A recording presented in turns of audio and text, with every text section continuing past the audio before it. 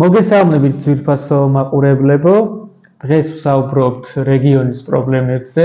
მე თორნიკე კუჭაშვილი გახლავართ და ჩვენი გადაცემის სტუმარია ფერმერ ქალთა ასოციაციის ექსპერტი ქალბატონი თამარ მხაკაძე.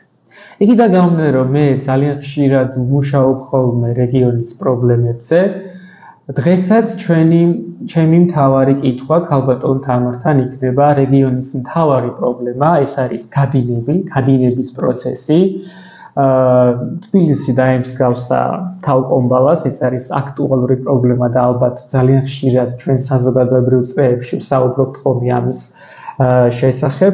მაინტერესებს რა უშველოთ ამ პრობლემას ქალბატონ თამარ? თქვენ ხშირად გიწევთ სხვადასხვა სოფლის წარმომადგენლებთან ალბათ ურთიერთობა და მაინტერესებს რა პრობლემები გესმით მათი მხრიდან? როგორ უშველოთ ამ პრობლემას?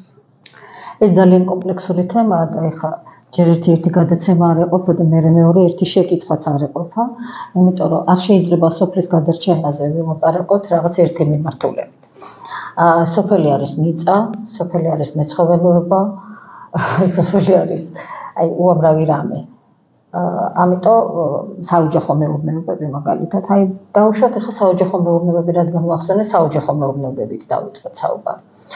საოჯახო მეურნეობაზე ჩვენ რაღაც პროექტი მქონდა, ეს იყო კევეპა საქართველო, გერმანიის ეკონომიკური თანამშრომლობის და განვითარების ფონდი აფინანსებდა ამას და საქართველოში ჩამოიტანა ეს ნატურლანდები, ასოციაცია ნატურლანდმა.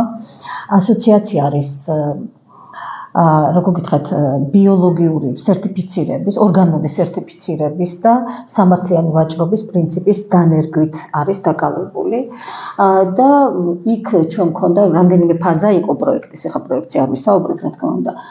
და პროექტში ერთ-ერთი ფაზა იყო პოზიციის დოკუმენტის შექმნა.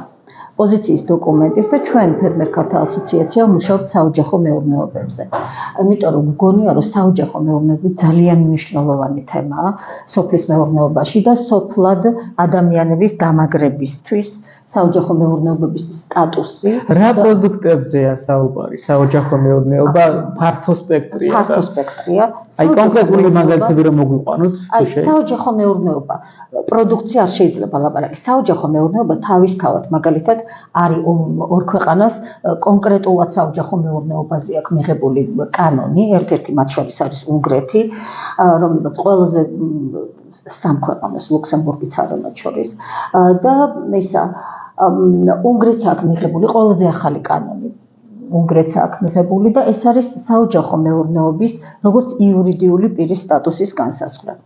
და ამით საოჯახო მეურნეობა ხდება შემოქმედი აქტორი სოფლის მეურნეობაში. აი მაგალითად ჩვენთან არის გენდერული პრობლემები, რადგან მე ფერმერ ქალთა ასოციაციას წარმოვადგენ გენდერითაც წავალ. ქალს მაგალითად ნაკლები შესაძლებლობა აქვს, რადგან მიწა ქალის საკუთრებაში ძირითადად არ არის, საკუთრებაში ოჯახის თავი, ესე იგი მამაკაცის საკუთრებაში და განსაკუთრებით რეგიონებში, რა თქმა უნდა, და ამიტომ ქალს არ აქვს საკუთარი თავის რეალიზაციის საშუალება. ქალს არ აძლევენ სესხს. იმიტომ რომ მის სახელზე საკუთრებაში არაფერი არ არის. ძალიან ბევრი შეფერხება აქვს. ეხლა არ მინდა თემას გადავუხვიო სოფლის დაცლაზე. ქალის გენდერული მიმართულებით წავიყვანო, მაგრამ ესეც ერთ-ერთი მნიშვნელოვანი თემა. ჩვენ საოჯახო მეურნეობებზე გადავერთოთ ისე, საოჯახო მეურნეობის გაძლიერება ჩემი აზრით და ჩვენი ასოციაციის აზრით, რომელსაც ქალბატონი ირნე ფხოველიშვილი ხელმძღვანელობს, ერთ-ერთი მნიშვნელოვანი თემა იქნება, იმიტომ რომ საოჯახო მეურნეობა არის დივერსიფიცირებული ჩვენთან.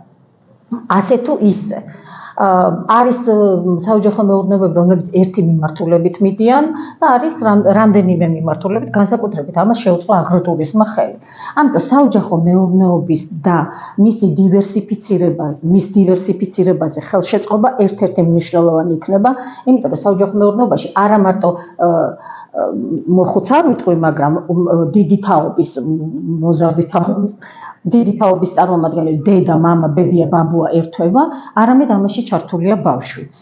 ამიტომ, როდესაც ბავშვი ჩართულია საოჯახო მეურნეობაში და იმან იცის, რომ მისი შრომა დაფასდება, მისი რაღაც გარკვეული ბაზარი ექნება, შემოსავალი ექნება და ასე თუ ისე ჩვენი ქვეყნის შესაბამისად გარანტირებული მომავალი, რა თქმა უნდა, ეს ერთ-ერთი მნიშვნელოვანი ფაქტორი იქნება საოჯახო მეურნეობის სოფლის დაცვის. ბატონო, თუ გაქვთ რაიმე პროექტი იმის შესახებ, რომ გააცნოს საზოგადოებას ეს ყველაფერი თორემ არ იცის დამეთანხმებით ალბათ საოჯახო მეურნეობის არსი როგორ პრაქტიკაში როგორ განახორციელებს აი ზემოთ აღნიშნული პროექტის შესახებ ჩვენ წეგან რო გესაუბრეთ იქ ჩვენ შევქმნით პოზიციის დოკუმენტი და სახელმწიფოს შევთავაზეთ ახლა ხანს სახელმწიფოს შევთავაზეთ მუშაობდით სოფლის მეურნეობის სამინისტროსთან მაგრამ ბოლოს როგორ გადაიგზავნა ეს დოკუმენტი აღარ ვიცი უკვე მსვლელობა მაგრამ ყოველ შემთხვევაში არსი ეს იყო დოკუმენტის რომ სახელმწიფოსთვის გადაგვეგზავნა ჩვენი მოსაზრებები პოზიციის დოკუმენტიც ამას ითვალისწინებს რომ იყოს დასაბუთებული რა გინდა რატომ გირდა რა მოცემულობაა და საერთაშორისო გამოცდილება ამის შესახებ ბატონო თამარ გლეხებში წელს თითქოს რაღაც დემოტივირებულები არიან გლეხები იმისთან გამომდინარე რომ მოსავალი უფუჭდებათ და ერთ-ერთი მთავარი პრობლემა არის ფაროსანას პრობლემა. რას ურჩევდით გლეხებს და რას ურჩევდით სახელმწიფოს ამის მოსაგვარებლად? იმიტომ რომ აშკარად წახალისებაც კი აღარ არსებობს გლეხებში ამ მიმართულებით. ნახეთ, აი ამ საკითხს რაღაცნაირად ერთმნიშვნელოვანი მიდგომა მაინც არ აქვს ამ საკითხს. ფაროსანას აი პირდაპირ გეტყვით, მაგალითად წელს რამდენიმე სოფელში მომიწია ყოფნა და იქ გლეხები ამბობდნენ ასეთ რამეს, რომ რისთვის დავთესო, მაინც გამიფუჭდება. ეს ხო ერთგვარი დემოტივაციაა მათთვის. რა უნდა გაკეთდეს თქვენი აზრით?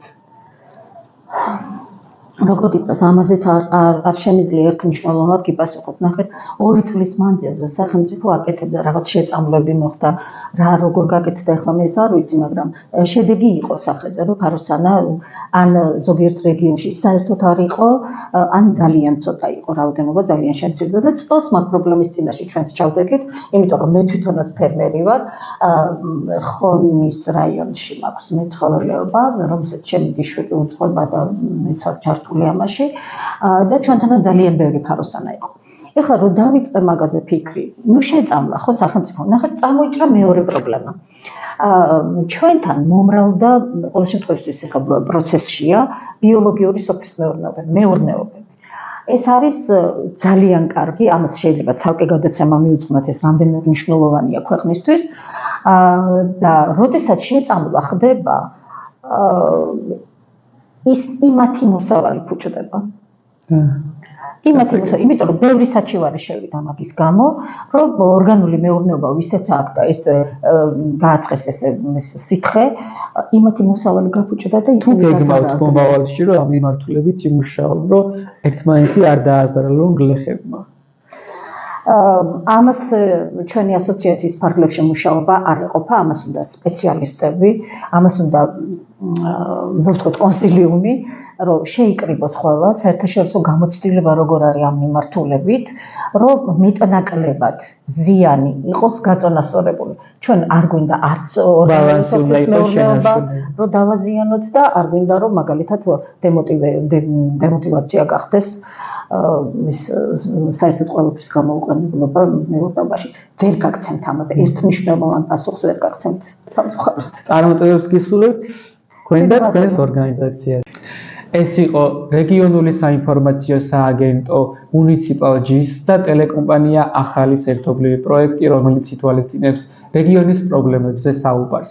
ჩვენი კარი ღიაა ყველასთვის, ვისაც გული შესტკივა საქართველოს რეგიონებზე. მომავალ შეხვედრამდე.